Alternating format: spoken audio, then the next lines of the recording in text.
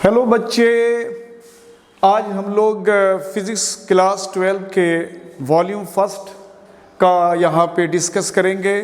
बच्चे, सबसे पहले हम लोग इस बात को देख लें कि हमें जो पढ़ना है स्पेशली फॉर नीट के लिए, जो नीट की तैयारी कर रहे हैं उसके लिए सबसे पहली बात ये देखना है कि आप जिस चीज़ को तैयार कर रहे हो, जिसके लिए प्रिपरेशन कर रहे हो, उसका प्रॉपर गाइड आपके लिए क्या है, क्या आपका रिक्वायरमेंट है, क्या बेसिक कॉन्सेप्ट चाहिए।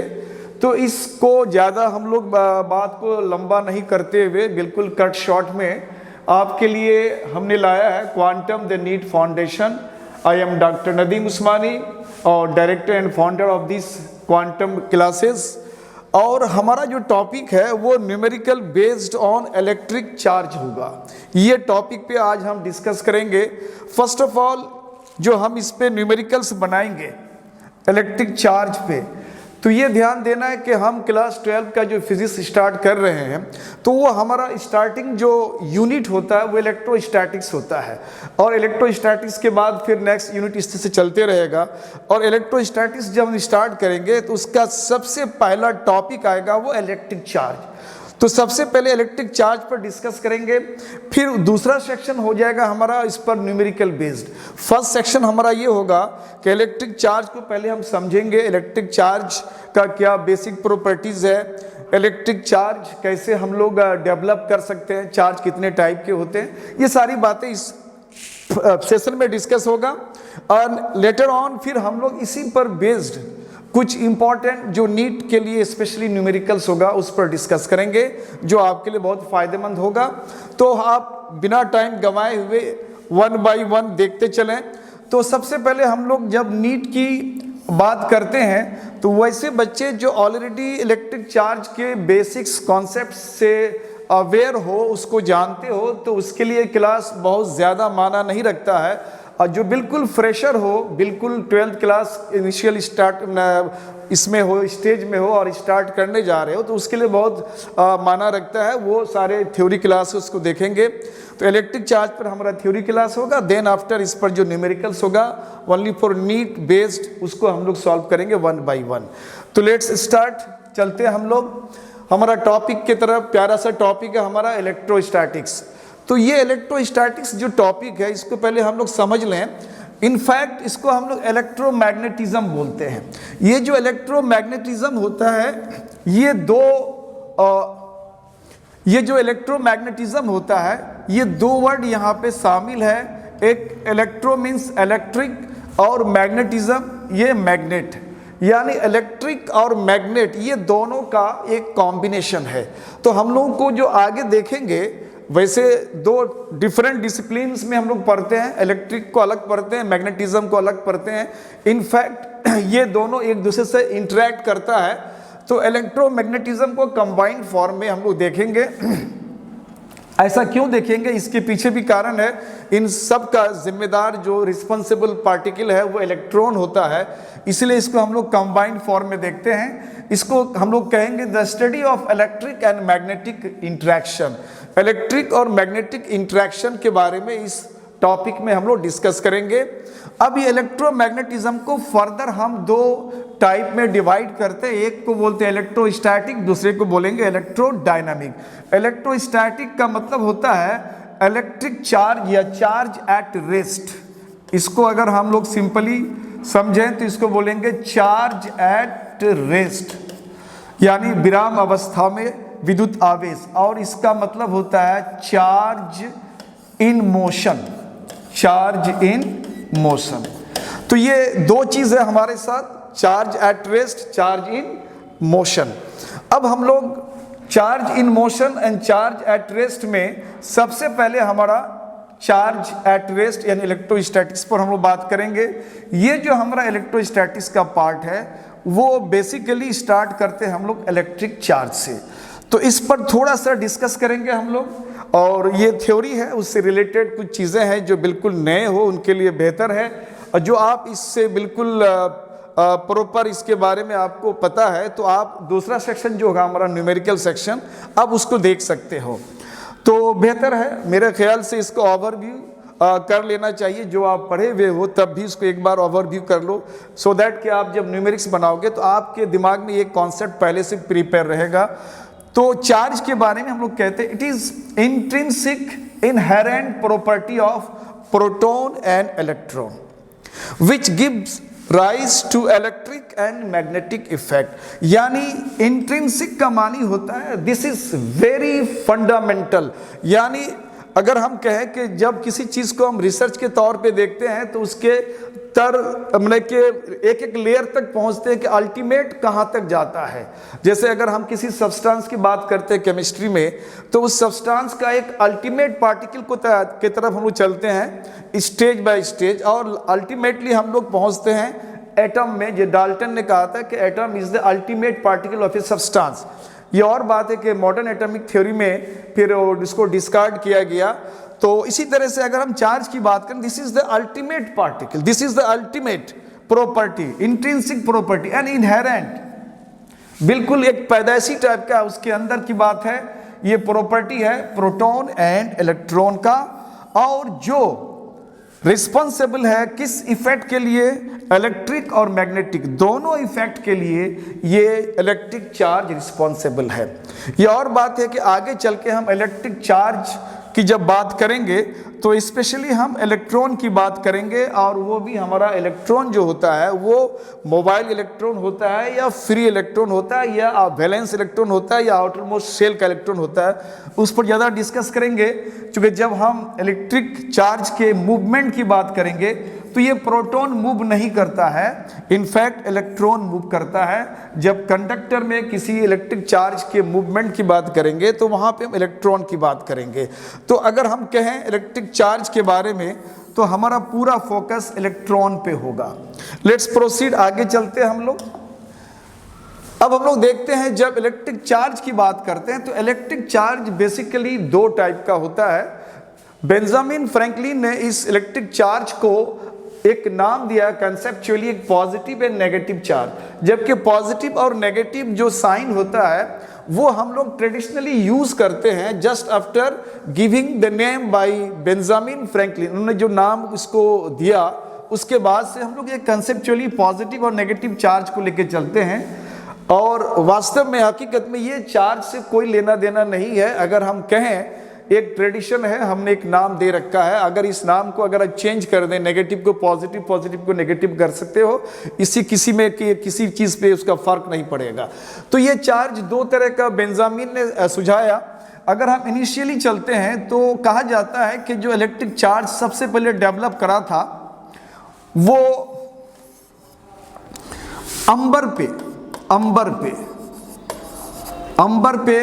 इलेक्ट्रिक चार्ज डेवलप हुआ था जब अंबर को सिल्क क्लॉथ में इसको रब किया जाता है। जब इसको हम लोग इसमें रब करते हैं तो इसके अंदर एक शक्ति, एक पावर, एक फोर्स आ जाता है जो छोटे छोटे कागज के टुकड़े को अट्रैक्ट करने लगता है, या छोटे छोटे जो ड्राई हर्ब्स है जिसको हम लोग सूखा पत्ता वगैरह कहते हैं, इसको अट्रैक्ट करने का इसके अंदर एक शक्ति आ जाता है।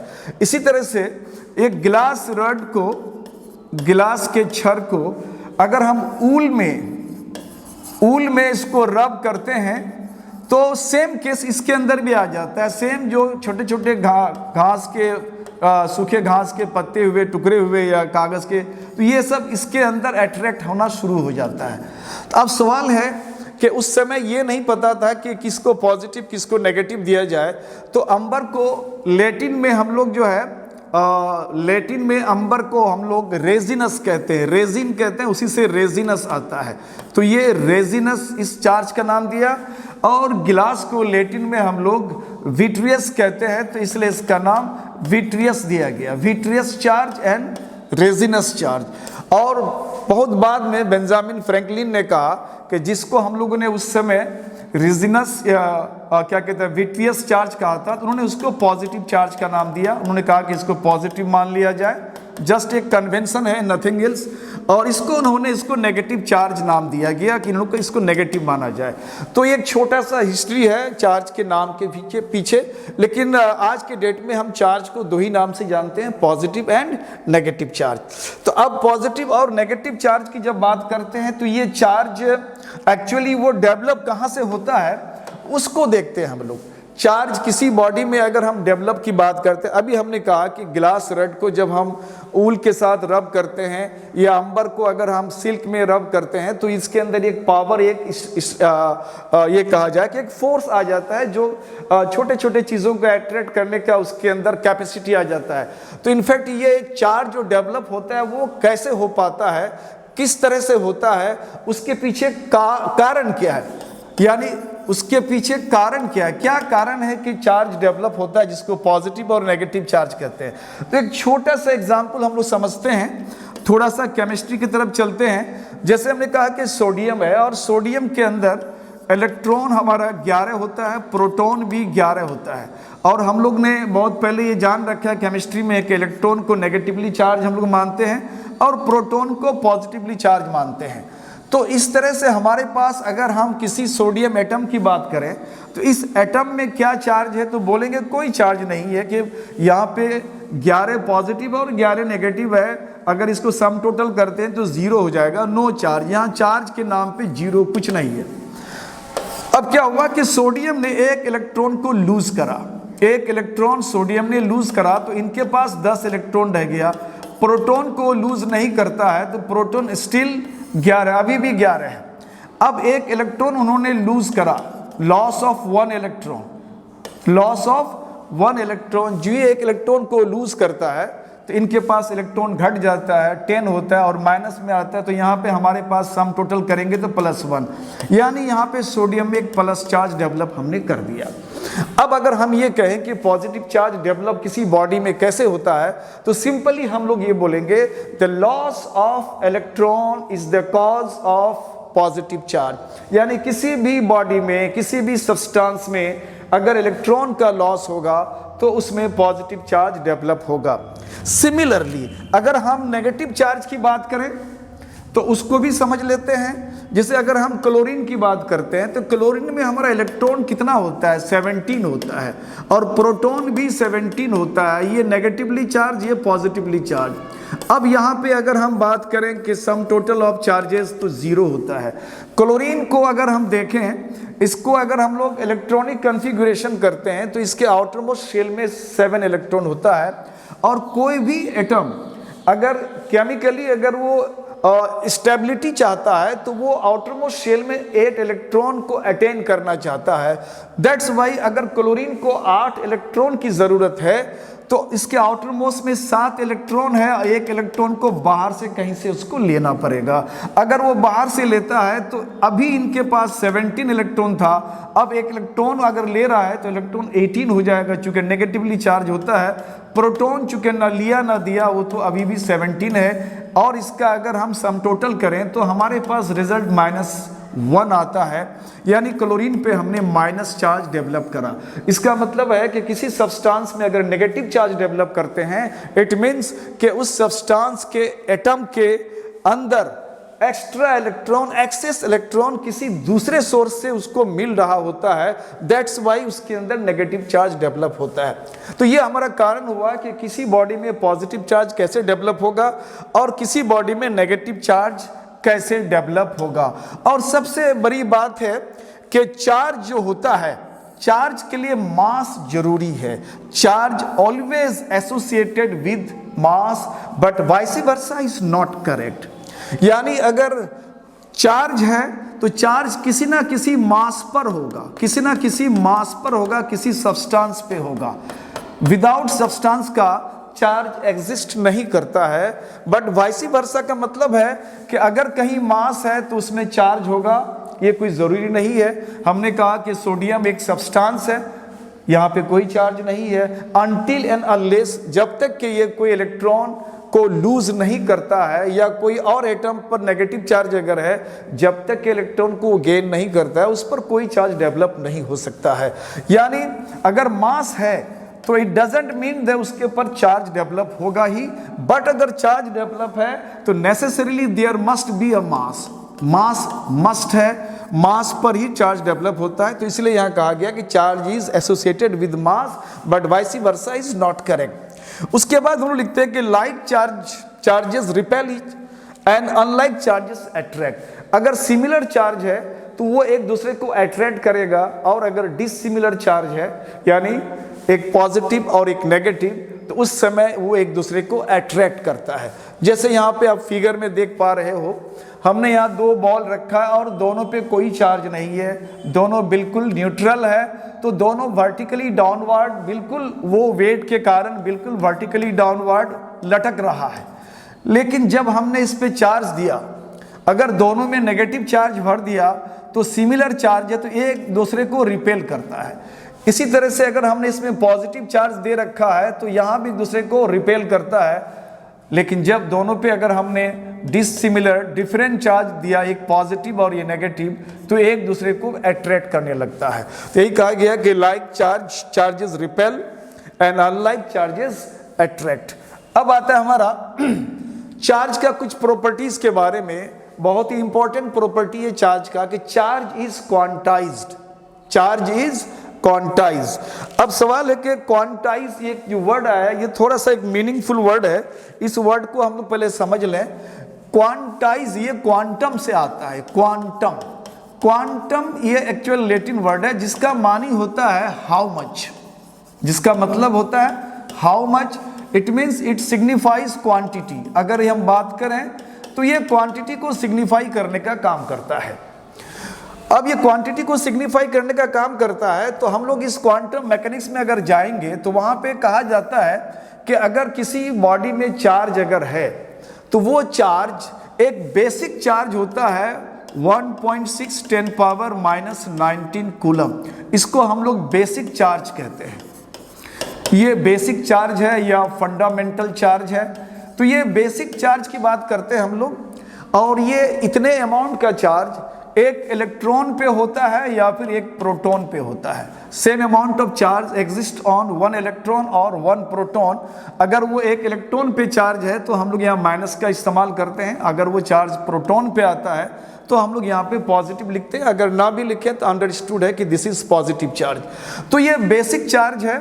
तो कहा जाता है कि किसी भी बॉडी में अगर पॉजिटिव चार्ज डेवलप है या किसी भी बॉडी में अगर नेगेटिव चार्ज डेवलप है, तो इसका मतलब है अभी हम लोगों ने देखा कि अगर पॉजिटिव चार्ज डेवलप हो रहा है तो डेफिनेटली लॉस ऑफ इलेक्ट्रॉन की बात हो रही है। अगर उसमें अगर नेगेटिव चार्ज डेवलप हो रहा है तो इट मीन्स कि इसमें गेन ऑफ इलेक्ट्रॉन की बात हो रही है, गेन ऑफ इलेक्ट्रॉन की बात हो रही है। तो लॉस ऑफ इलेक्ट्रॉन या gain of electron is the cause of developing of electric charge. अगर इलेक्ट्रिक चार्ज डेवलप होने का इलेक्ट्रॉन का लॉस गेन यानी ट्रांसफर ऑफ इलेक्ट्रॉन है, तो डेफिनेटली इलेक्ट्रॉन जो होता है वो कंप्लीट का मतलब होता है कि हम इलेक्ट्रॉन को फर्दर डिवाइड नहीं कर सकते कि हाफ इलेक्ट्रॉन को हमने काट के किसी और को दे दिया या किसी से हमने ले लिया, ऐसा कुछ नहीं होता है। जब भी ट्रांसफर की बात होगी कि एक कंप्लीट इलेक्ट्रॉन चाहे किसी को दिया जाएगा या किसी से लिया जाएगा, फर्दर इलेक्ट्रॉन को हम डिवाइड नहीं कर सकते हैं। दैट्स वाई अगर किसी बॉडी में अगर चार्ज जाएगा, पॉजिटिव या नेगेटिव चार्ज डेवलप होगा, तो वो मिनिमम इतना होगा, इससे मिनिमम और चार्ज नहीं हो सकता है। और बाकी इससे ज्यादा अगर चार्ज है तो इसका मल्टीपल होगा। मल्टीपल का मतलब है कि अगर हमने 2 इलेक्ट्रॉन किसी का लूज करा तो ट्वाइस ऑफ दिस चार्ज होगा, ट्वाइस ऑफ दिस चार्ज। अगर 2 इलेक्ट्रॉन लूज करा तो हमारा चार्ज हो जाएगा उस बॉडी के अंदर ट्वाइस ऑफ 1.6 10⁻⁻19 कूलम। अगर हमने 100 इलेक्ट्रॉन्स लूज करा तो इसमें चार्ज डेवलप हो जाएगा 100 times of 1.6 10⁻⁻19 coulomb. It means कि कोई भी charge, whether it is positive और नेगेटिव, चाहे वो ऋणात्मक या धनात्मक कोई भी आवेश हो, वो फंडामेंटल या बेसिक या चार्ज ऑफ 1 इलेक्ट्रॉन और 1 प्रोटॉन, उसका इंटीग्रल मल्टीपल होगा। 1 टाइम होगा, 2 टाइम होगा, 3 टाइम होगा, वो 5.6 टाइम नहीं होगा, 5.6 टाइम नहीं हो सकता है, 1.3 3 टाइम्स नहीं हो सकता है, always it will be either 1 times, 3 times, 5 times, 6 times, 7 times. It means कि ये इंटीग्रल होगा। जैसे यहाँ पे एक फिगर देख पा रहे हैं हम लोग, जैसे एक इलेक्ट्रॉन की बात कर रहे हैं, either a body will lose और गेन 1 इलेक्ट्रॉन और 2 इलेक्ट्रॉन और 3 और 4 एंड लाइक दैट। इस तरह से अगर हम देखें इलेक्ट्रॉन के साथ हमारा ये इंटीग्रल नंबर यहाँ शामिल हो रहा है। इस तरह से अगर चलते जाए तो हमने कहा कि nth इलेक्ट्रॉन, अब n यहाँ पे जो बैठा दे 100, 200, 1 लाख वटेवर, इसका मतलब है कि किसी भी बॉडी में अगर चार्ज की बात करते हैं तो 1 टाइम ऑफ इलेक्ट्रॉन होगा, 2 टाइम, 3 टाइम्स या n टाइम ऑफ इलेक्ट्रॉन। तो ये हमारा किसी भी बॉडी के अंदर चार्ज जो डेवलप होता है वो Q equal to n times of basic charge. यहाँ n कोई भी इंटीजर है और यहाँ E हमारा बेसिक चार्ज है जिसका वैल्यू होता है 1.6 10⁻⁻19 कूलम। तो इसको हम लोग क्वांटाइजेशन ऑफ चार्ज कहते हैं, यानी चार्ज क्वांटा के फॉर्म में होता है, एक एक डिस्क्रीट फॉर्म में होता है। ऐसा नहीं है कि किसी बॉडी में 3.6 कूलम चार्ज होगा या किसी बॉडी में 3.6 कूलम अगर चार्ज है तो इसको हम लोग बेसिक चार्ज से डिवाइड करके देखेंगे। अगर बेसिक चार्ज से अगर डिवाइड करके देख रहे हैं, अगर ये वैल्यू हमारा n का वैल्यू अगर इंटीजर आता है तो दिस चार्ज इज पॉसिबल। अगर वो कूलम चार्ज को अगर हम बेसिक चार्ज यानी 1.6 10⁻⁻19 से डिवाइड करें और अगर हमारा वैल्यू इंटीग्रल नहीं आता है तो ये हमारा पॉसिबल नहीं है, वो चार्ज मुमकिन नहीं है। जैसे अभी हम लोग देख रहे हैं, एक छोटा सा एग्जाम्पल में देखते हैं। मान लो किसी बॉडी के अंदर 3.2 10⁻⁻19 कूलम चार्ज है। तो अब सवाल है कि is it that amount of charge possible, क्या ये चार्ज जो हमने बताया क्या उस बॉडी के अंदर ये चार्ज संभव है, हो सकता है? तो हम लोग चलेंगे, किसी बॉडी के अंदर चार्ज अगर है तो उसको हम Q लिखते हैं 3.2 10⁻⁻19 कूलम। और चार्ज का जो हमारा अभी क्वांटाइजेशन चार्ज से हम लोग देखा तो यहाँ Q इक्वल टू लिखते हैं हम लोग NE। और अगर हम Q को यहाँ N से अगर डिवाइड कर दें, E से अगर डिवाइड कर दें तो हमारे पास इधर बच जाएगा N। अब यहाँ हम N का वैल्यू अगर निकालते हैं तो Q है हमारा 3.2 10⁻⁻19 एंड यहाँ E बेसिक चार्ज 1.6 10⁻⁻19। ये यहाँ से कैंसिल आउट हो जाता है और डेसिमल को अगर हम आउट कर दें 1 डिजिट इधर 32 हो जाएगा और ये हो जाएगा 16, ये 2, यानी n का वैल्यू जो है, n का जो वैल्यू है वो 2 आ रहा है, यानी n का वैल्यू इंटीजर आ रहा है। This is integer. It means कि किसी बॉडी में इतना चार्ज बिल्कुल पॉसिबल है, यानी इतना चार्ज किसी बॉडी के अंदर हो सकता है, क्योंकि हमारा जो यहाँ फिगर है इस फिगर में n का वैल्यू इंटीग्रल आना चाहिए, फ्रैक्शन में नहीं आना चाहिए। ये वैल्यू हमारा इंटीग्रल है, इसका मतलब है ये चार्ज किसी बॉडी में पॉसिबल है। तो this is quantization of charge. फिर हम आगे बढ़ते हैं, कहा जाता है कि charge is conserved. Charge is conserved का मतलब होता है, अब बच्चे कंजर्वेशन ऑफ एनर्जी के बारे में आपने बेसिक क्लास में पढ़ा होगा, क्लास अंडर 10 या अंडर 9 क्लास में आपने एनर्जी के बारे में पढ़ा होगा कि energy is conserved. Energy is conserved का मतलब है, हम लोग बोलते हैं energy neither can be created NOR can be destroyed. ना उसको हम बना सकते हैं ना बिगाड़ सकते हैं, just we can transform energy from one to other, यानी एनर्जी को एक फॉर्म से दूसरे फॉर्म में हम ट्रांसफर कर सकते हैं, उसको हम बना नहीं सकते हैं, तो उसको हम लोग कंजर्वेशन कहते हैं। तो चार्ज भी कंजर्व है, चार्ज ना हम पैदा कर सकते हैं, चार्ज ना हम उसका डिस्ट्रॉय कर सकते हैं। किसी भी आइसोलेटेड सिस्टम में जो सिस्टम का किसी दूसरे से उसका कोई कंसर्न नहीं है, बिल्कुल आइसोलेटेड है, तो उसके अंदर अगर चार्ज जितना पहले से है वो चार्ज उतना ही रहेगा, वो चार्ज कभी बर्बाद नहीं होगा, ना चार्ज गेन होगा ना चार्ज लॉस होगा। उसके लिए एक छोटा सा एग्जाम्पल समझते हैं हम लोग सोडियम क्लोराइड का। और अगर सोडियम क्लोराइड की बात करते हैं केमिस्ट्री के हिसाब से, तो इस कंपाउंड में ये जनरली सॉल्ट होता है, जो नमक खाते हैं हम लोग, टेबल सॉल्ट भी कहते हैं। तो ये टेबल सॉल्ट या सॉल्ट सोडियम क्लोराइड में कोई चार्ज नहीं है। अगर कहा जाए कि इसमें कोई चार्ज है इस कंपाउंड में, तो बोलेंगे चार्ज इज 0, कोई चार्ज नहीं है। तो अब इस सोडियम क्लोराइड को अगर हम किसी पोलर सॉल्वेंट में किसी पोलर सॉल्वेंट में, जैसे पानी में घोल दिया, पानी जो है वाटर जो पोलर सॉल्वेंट होता है, जो इसको वाटर में पोलर सॉल्वेंट में इसको हम लोग डिसॉल्व करेंगे तो ये आयन में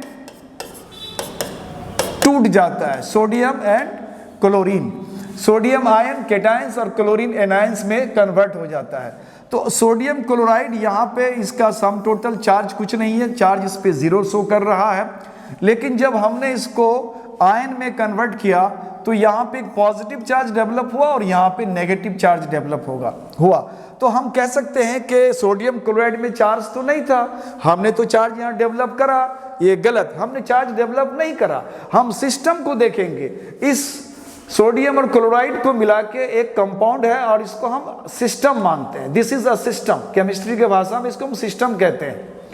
अब इस सिस्टम के अंदर अगर हम देख रहे हैं कि इस सिस्टम के अंदर ये सोडियम और क्लोरीन दोनों मिला के सिस्टम का पार्ट है। अब सिस्टम के चार्जेस को अगर हम जोड़ने की बात करेंगे तो +1 चार्ज है और -1 चार्ज है। इन दोनों चार्ज को अगर हम ऐड करेंगे तो हमारे पास जो सम टोटल वैल्यू है वो 0 हो जाएगा। That is the components of this very compound. इस कंपाउंड का जो ये कंपोनेंट हमने रिजॉल्व करा, इसका चार्ज का टोटल अभी भी 0 है और ये पहले भी 0 था। इसका मतलब है कि दिखने में लगता है चार्ज डेवलप हुआ, बट हमने सिस्टम में बाहर से कोई चार्ज डेवलप नहीं करा। पहले भी 0 था, अब भी 0 है। तो दिस इज अबाउट चार्ज। अब ये चार्ज कंजर्व है। अगर चार्ज कंजर्व की बात करते हैं तो चार्ज किसी भी बॉडी के अंदर चार्ज जो डेवलप होता है उसके लिए फिगर क्या हमारा, प्रोटॉन अगर है तो पॉजिटिवली चार्ज की बात करते हैं, इलेक्ट्रॉन नेगेटिवली बात करते हैं। तो ये जो किसी भी बॉडी में अगर हम चार्ज बात करते हैं तो Ne की बात करते हैं। Ne का मतलब है चाहे वो चार्ज प्रोटॉन का हो सकता है, चाहे वो चार्ज इलेक्ट्रॉन का हो सकता है। n टाइम्स ऑफ प्रोटॉन या n times of electron.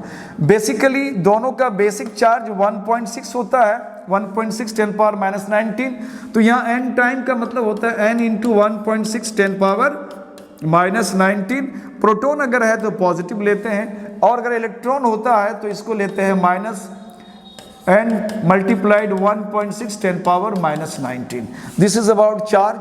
Charge is quantize, charge is conserve. अब हम लोग थोड़ा सा आगे चलते हैं।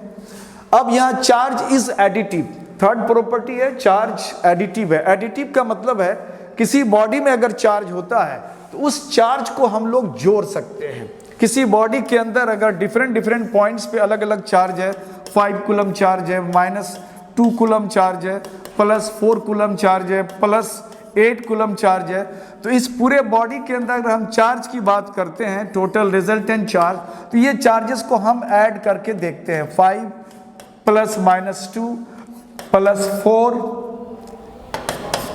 +8, ये चार्जेस को हम अलजेब्रिक सम से इसको जोड़ के देखते हैं। जैसे इस बॉडी के अंदर जो चार्जेस है, Q1 है, Q2, Q3, Q4, इस तरह से up to dash dash dash Q1 charges, बहुत सारा चार्जेस है।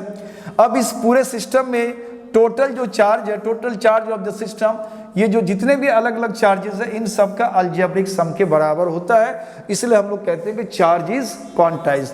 तो बच्चे आज का जो मेरा क्लास हुआ ये चार्ज के कुछ बेसिक प्रॉपर्टीज तक गया और इसको हम लोग यहीं तक एंड करेंगे।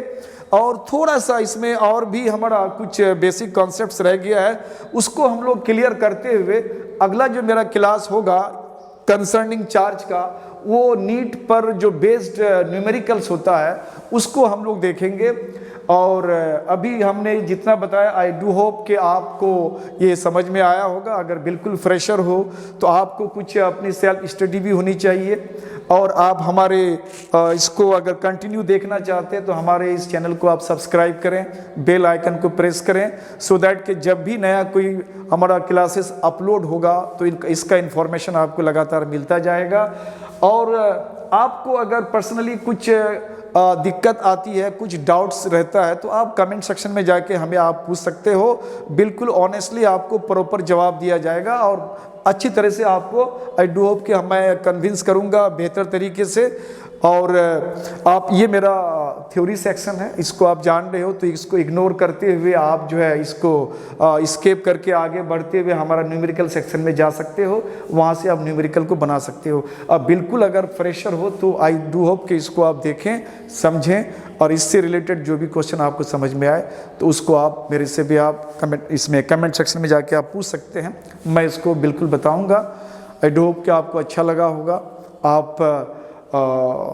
आपका दिन शुभ हो। आई डू होप कि मैं इस चीज़ से आपको बेनिफिट देने का कोशिश करूंगा, और मेरा जो मकसद है इस चैनल को आगे बढ़ाने का, जो इकोनॉमिकली अंडर प्रिविलेज्ड जो बच्चे होते हैं, जो बहुत सारे बच्चे ऐसे हैं जो होते तो अच्छे हैं, जीनियस भी होते हैं, थोड़ी सी उसको ब्रशअप की ज़रूरत पड़ती है,